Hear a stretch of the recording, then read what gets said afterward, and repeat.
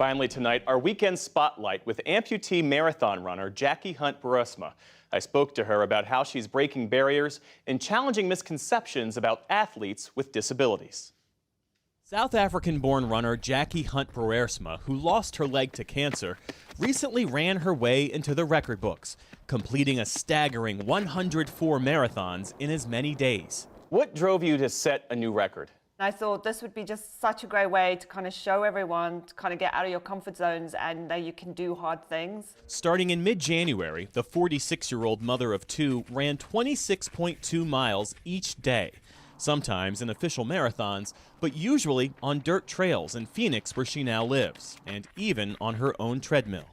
How did you do it? I mean, people who run marathons, they might run one marathon a year. To run 104 consecutive marathons is unthinkable for a lot of people. When I started with it, to be honest, I wasn't sure, and especially because I run with a prosthetic, I wasn't sure if I'd actually make it even to 30, because I was like, well, this is going to be quite interesting to see how does my body hold up, how does my blade hold up.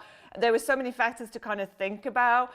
And so when I did hit 104, the first thing I thought to myself is like, how did I do that? I can't believe I actually did it.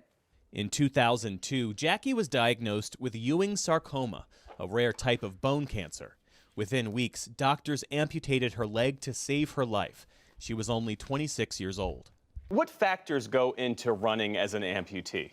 There's so many, like your body is working at least about 25% harder than if you had your regular legs. And then it's also, you have this prosthetic strap to your residue limb, your stump, as I call it.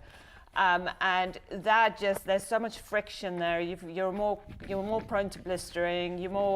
There's a whole bunch of rubbing going on. And to be honest, it actually hurts. Everything's just working a lot harder to kind of control and just to make sure that you're kind of running in sync. Did you ever think about quitting? I did. At marathon number 50, I actually got to marathon 50 and I was like, you know what, 50 is a good distance. I think I'm done now. And it was the weirdest thing because I was feeling like physically I was fine. It was just my mind that was like trying to convince me, you know what, you're fine, 50's fine. It's like, it's a good distance. And then my kids have always been like, they check on me every day. And they're like, which number are you on today, mommy? And when they get back from school, they're like, are you done? Are you done? Have you finished it? So I kind of had that in my head. And I was like, okay, I cannot quit this thing. I need to because they knew I was going for the 100. So I just kept moving. People might think that with a running streak like yours that you've been running your entire life. But as I understand it, you didn't even pick this up until you had your leg amputated. Tell me more about that. That's correct. I was the kind of person, I thought runners were crazy. And I thought, why would you do that? And it's weird. And it's like, it's when you lose something, like you lose your limb, and it's like you're kind of put in a box that everyone thinks now, well, now you're an amputee, you're disabled. And to me, that frustrated me. And there's so many things you get told, you can't do this, you can't do that. And running was one of those things. So it was more of a stubbornness inside me that I'm like, you know what, I want to give it a shot. I want to try it and see what happens. And that's kind of how I got into running. I've been running for 6 years now, so it's just been phenomenal. Long distance running can be as much of a mental challenge as it is a test of physical fitness. How do you build up that mental toughness to be able to do what you've done? What I often do is when I'm struggling is I'll just tell myself, just get to the next mile. Just get to your mile, and then once you get to there, you kind of celebrate that, and you're like, you know what, I've just done a mile, that's fantastic, and you kind of get to the next, and that way you kind of trick your mind a little bit, and it's like eventually when you're done, you're like, oh, I've actually done that, I can do hard things. You said before you started running that you thought marathon runners were crazy. What do you say to people who might say that your story is inspiring, but still running 104 marathons in a row is a little excessive? And they might wonder, are you a little crazy to do it?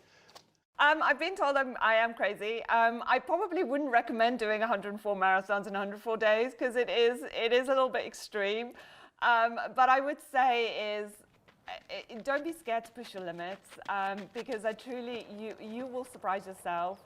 I mean, going into this, I thought, oh, am I actually going to be able to do this? And it's like you put yourself out there and you kind of take risks and you're like, oh, what happens if I fail?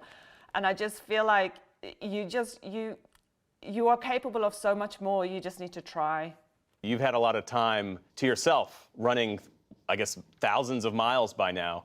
How has this long distance running changed you? What have you learned about yourself? I've learned that I can be really tough. It's definitely improved my mental strength. And now I know I can do anything, that I just need to try. Jackie Hunt-Burisma, thanks so much for your time. I appreciate it. Thank you. And next up for Jackie, the Moab. That's a grueling 240-mile race in Utah this fall. She's incredible.